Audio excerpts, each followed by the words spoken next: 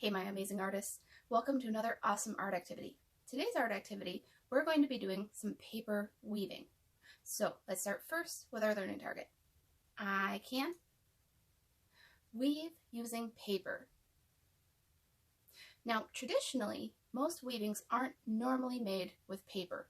Instead, weaving traditionally is the interlocking of yarn, thread, or string to create fabric, much like some of the fabric you might have at home, maybe even on your clothing right now, might be a type of weaving.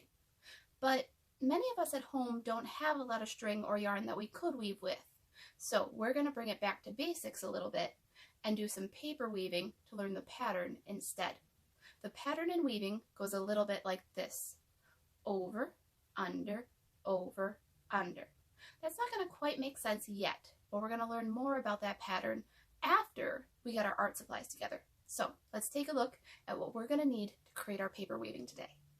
All right, artists, the first thing that we're going to need is some paper to weave on. Now, there's two different ways we can go about this. One, we can just use regular paper that we don't color on, or even fancy kind of paper, like I have glitter construction paper here. And I don't need to draw or color anything on it. I could use that. Or if you want your weaving to look more colorful, you might want to take some white paper like I have here and either paint a simple line pattern or color with some crayons a simple kind of shape pattern. Okay, so the first thing you need to get is a large piece of paper that you're going to weave on. Again, if you want to color on it, go ahead, pause the video here and color your paper first before you get the next art supplies, okay?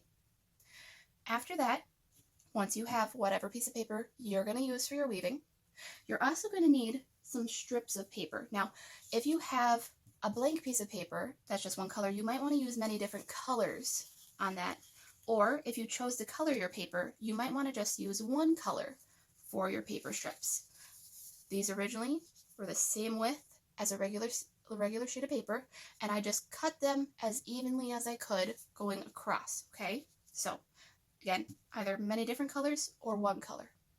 The other art supplies you're going to need is a pencil or a black crayon. You can use either. You're going to need a pair of scissors. You might even have those out already to help cut your paper strips.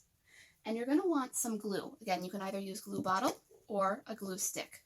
So please go grab out these art supplies and come back when you're ready to start learning how we're going to start our weaving next. I'm going to show you on one of my colored papers and on one of my just blank white papers how to do the same exact steps and how it should look with either one when you're done, okay? Here's what I'm going to do. I'm going to take my paper, either sheet, and I'm going to fold it in half like a book. Now, in this case, on my painted one, you notice my color goes inside. On my blank paper, though, it doesn't matter which way it goes.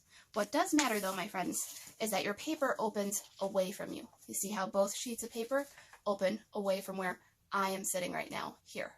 So I have both sheets folded in half. They're facing away from me. Now I'm going to grab either my pencil or my crayon, either or. And I'm going to draw a line close to but not touching the tops that are open. I'm going to push nice and hard so you can see my line.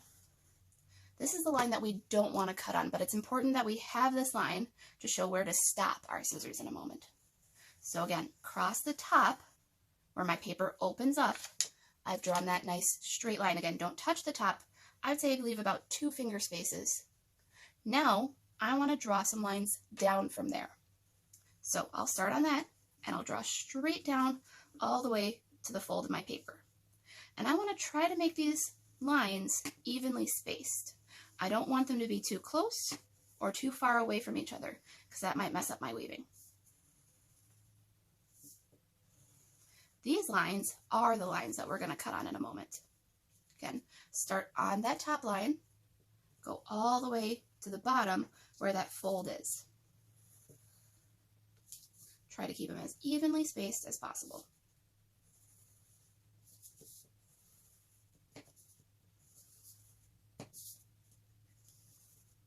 All right, I'm going to grab my scissors now, and like I said, I want to cut up those lines, but when I get to my horizontal or side to side line, that's when I stop my scissors because I don't want to cut any farther. So my paper is still folded. I'm going to cut up those straight vertical lines, and when I get to that horizontal line, I'm going to stop pull my scissors out, and go up the next line. I'm going to repeat the same thing, stopping at that straight horizontal line every single time.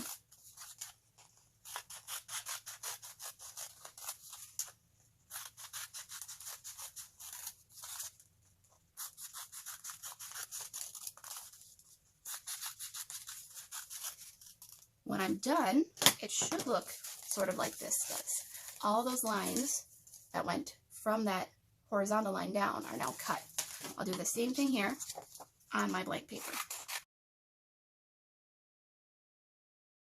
So again, when I'm all done, that line is not cut at all. All of these lines are cut. And I'm going to reopen my paper now finally.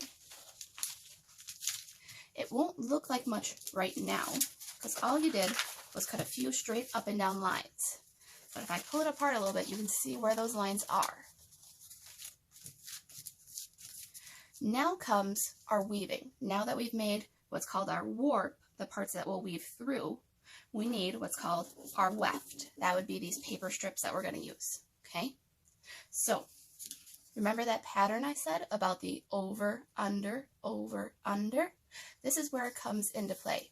Here is my yarn, in this case, and it's going to go over my first spot, and then it's going to go under the next one that I cut. So I'm going to lift the second one up, go over the first, and go under the second. You see how it disappears behind there?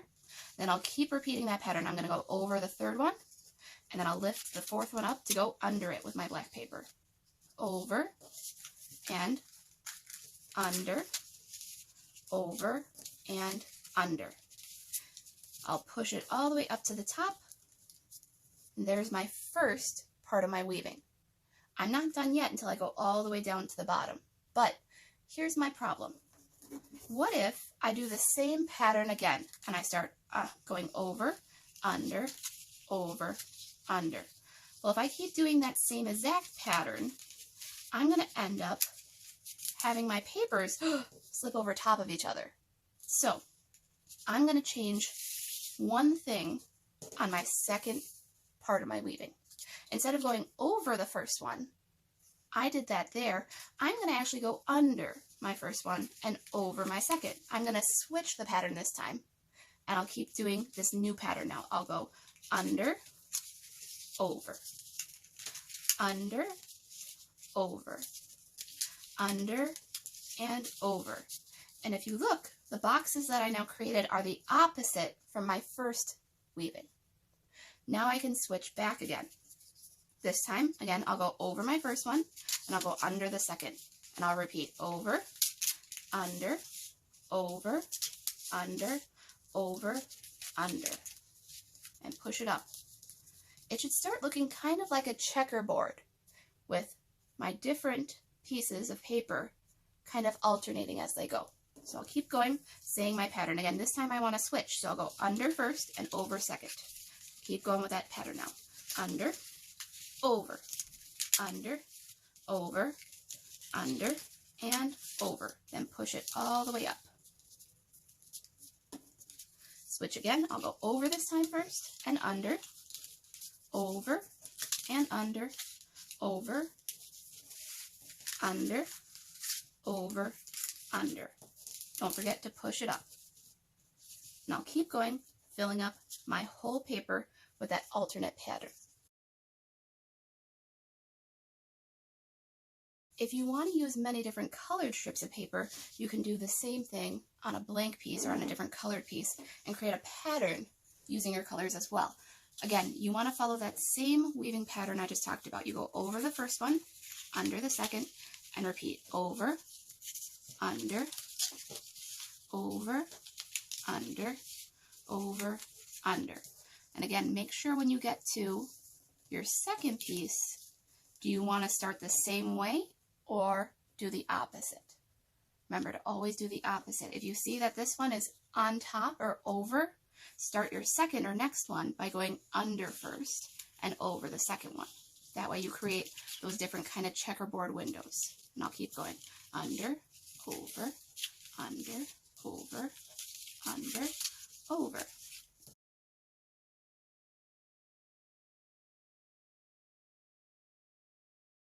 I have both my papers here. all woven up. As you saw, the last one can kind of be the trickiest one because it's a little bit tight to try and fit in there. So really use both your hands, wiggle the paper around, do what you need to do to make that last bit fit. But we don't want any of these coming out. We want to keep them in. So we're going to use our glue, again, either bottle or glue stick, and we're going to glue down the ends to make sure that they stay. So I can either use one dot of glue, I'll go to the ends, flip them up, and put my one dot right behind it. Or I could also use my glue stick as well. So I'll go down this side first. Again, I'm not holding yet. I like to hold when I get done with one side and use both hands to count to 10. 1, 2, 3, 4, 5, 6, 7, 8, 9, 10. Then I'll go to the other side, and this time maybe I'll use my glue stick instead. Again, when you use your glue stick, you want to do layers of glue, about 3.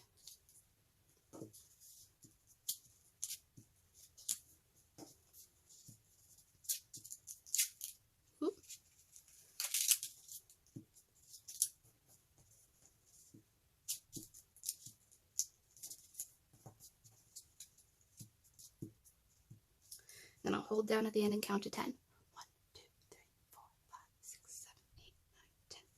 I'll repeat the same thing on the back side as well, because if you flip to the back, you'll see that there are also tabs sticking up on that back side as well. So I'll get those glued down, and then I'll be done with my weaving. I hope that you friends really enjoy getting to try some easy paper weaving. This would be a project that I would love to do with you friends in the classroom, and I was planning on doing with my first grade friends this year. Hopefully next year I'll even have a nice large friendly loom in the classroom for us to use yarn and practice that during some of our free art time. So I can't wait to see what type of weaving you do. Please remember, you can always share on Artsonia or have your parents send pictures via email as well. Happy creating, my friends.